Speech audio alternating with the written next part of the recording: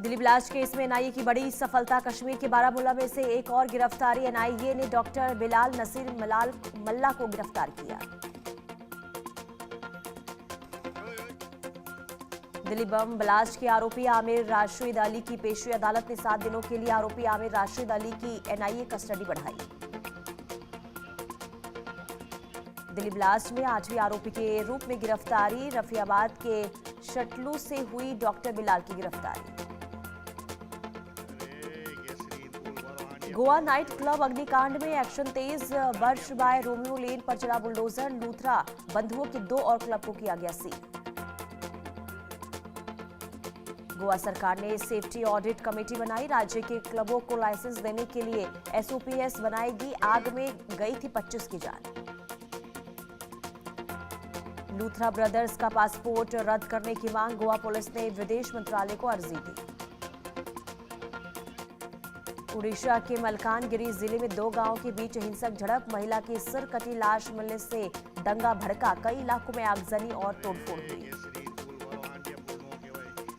इलाके में फोर्स तैनात कर दी गई। एक साइंटिफिक टीम और एक स्नीफर डॉग स्क्वाड और Orissa disaster rapid action force तैनात। भोजपुरी स्टार पवन सिंह को लॉरेंस बिश्नोई गैंग से मिली धमकी। बिग बॉस में सलमान खान के साथ स्टेज शेयर किया गया था। कपिल शर्मा के कनाडा में कैफे पर हमलावर की तस्वीर सामने आई। पंजाब के रहने वाले दोनों शूटर्स शेरी और दिलजीत रहेल। कुछ दिन पहले आरोपी बंधु मान की भी हुई थी गिरफ्तारी।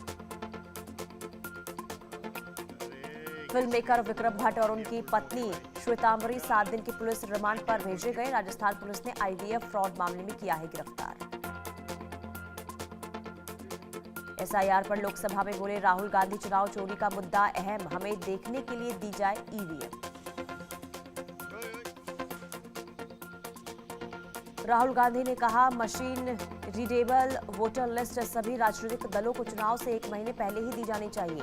सीसीटीवी फुटेज और डिस्ट्रॉय करने का नियम भी बदला जाना चाहिए। राहुल गांधी ने कहा कि देश के सभी विश्वविद्यालयों के कुलपति आरएसएस के हैं। इस पर सत्ता पक्ष के सदस्यों ने हंगामा शुरू कर दिया। एसआईआर सरकार की ओर से जवाब दिया जाएगा और कानून मंत्री अर्जुन मेघवाल इसका जवाब देंगे। राज्यसभा में बुधवार गुरुवार को चर्चा होगी। बंगाल एसआईआर पर सुप्रीम कोर्ट में सुनवाई हुई। सुप्रीम कोर्ट ने चुनाव आयोग को जारी किया नोटिस। कहा बीएलओ को मिल रही है धमकियां, गंभीर मुद्दा है।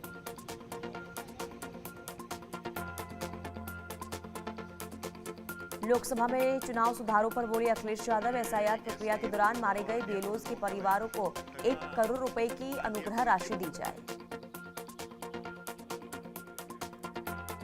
राज्यसभा में वंदे मातरम पर बोले केंद्रीय गृह मंत्री अमित शाह, हम संसद का बहिष्कार नहीं करते, कोई भी मुद्दा हो हम चर्चा करने के लिए तैयार हैं।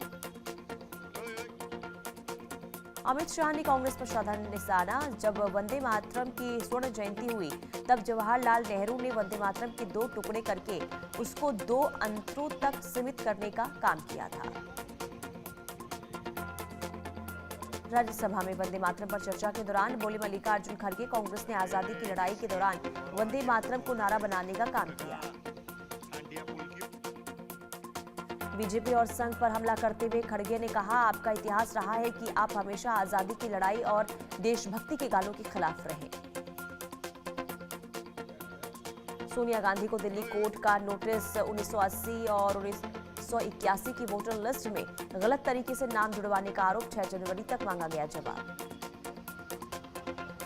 सोनिया गांधी पर हो रहे हमलों का प्रियंका गांधी ने जवाब दिया। कहा उन्होंने वोट तब डाला था जब वो देश की नागरिक बनी थी।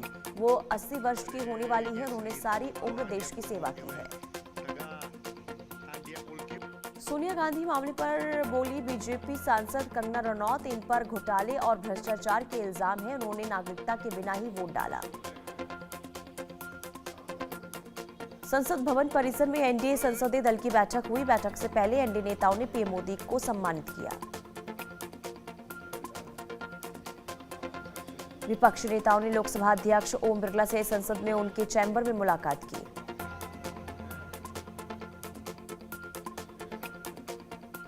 दिल्ली में इंडिया गठबंधन के नेताओं ने कांग्रेस संसदीय दल की चेयरपर्सन सोनिया गांधी का जन्मदिन मनाया। अपना 78वां जन्मदिन मना रही हैं सोनिया गांधी।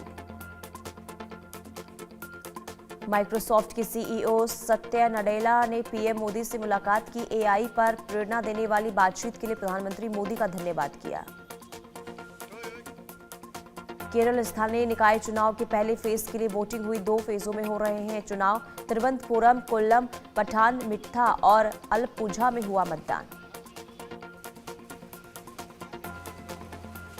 केरल विधानसभा के नेता प्रतिपक्ष और कांग्रेस नेता वीडी सतीशन ने किया मतदान।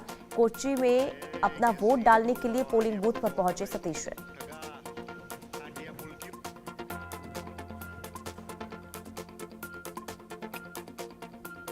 इंडिगो पर डीजीसीए ने बड़ी कार्रवाई की। इंडिगो उड़ानों में 5% कटौती का फैसला लिया गया। लगभग 110 उड़ानें कम होंगी। अभी रोजाना करीब 2200 इंडिगो की फ्लाइट्स उड़ान भरती हैं। इंडिगो की आज भी 100 से ज्यादा उड़ानें अभी तक रद्द। चेन्नई, मुंबई, तिरुवनंतपुरम एयरपोर्ट से फ्लाइट कैंसिल। लगातार 8वें दिन भी इंडिगो का उड़ानें रद्द करने का ऐलान। इंडिगो संकट को हल करने में जुटी सरकार का बड़ा फैसला। केंद्र ने 10 अधिकारियों को अलग अलग एयरपोर्ट भेजा। मदद के लिए उठाए कदमों की निगरानी करेंगे अधिकारी।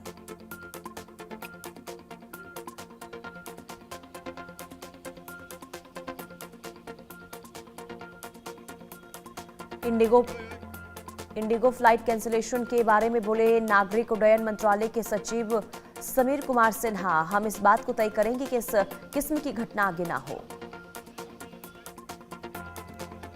उड्डयन सचिव ने कहा, उम्मीद है कि 90% सामान जा चुका है और बाकी 10% सामान भी अगले 24 घंटे में यात्रियों के पते पर पहुंचा दिया जाएगा। इंदौर में कल 13 इंडिगो की फ्लाइटें कैंसिल हुई। सोमवार को 18 फ्लाइटें हुई थी कैंसिल। इंडिगो की उड़ानों के कैंसिल होने का सिलसिला अभी भी जारी। एआईएमआईएम के राष्ट्रीय प्रवक्ता वारिस पठान ने कहा कि अगर कोई वंदे मातरम गाना चाहता है तो वो अच्छी बात है, लेकिन कोई किसी को गीत गाने के लिए बाध्य ना करे। वारिस पठान ने कहा कि हम दिल खोलकर राष्ट्रीय गान पढ़ते हैं। सालों तक आरएसएस ने तिरंगे का अपमान किया था। हमें लगता है कि सरकार ध्रुवीकरण करना चाहती है। शहजादपुरा वाला ने कहा, गांधी नेहरू परिवार के लोग वंदे मातरम सुनना और बोलना नहीं चाहते। इनके परिवार ने वंदे मातरम का विभाजन किया था। इनका असली शिष्टाचार बहिष्कार है। यूपी के गोरखपुर में जनरल विपिन रावत ऑडिटोरियम का सीएम योगी ने उद्घाटन किया। साथ ही सैनिक स्कूल में उनकी प्रतिमा का अनावरण किया।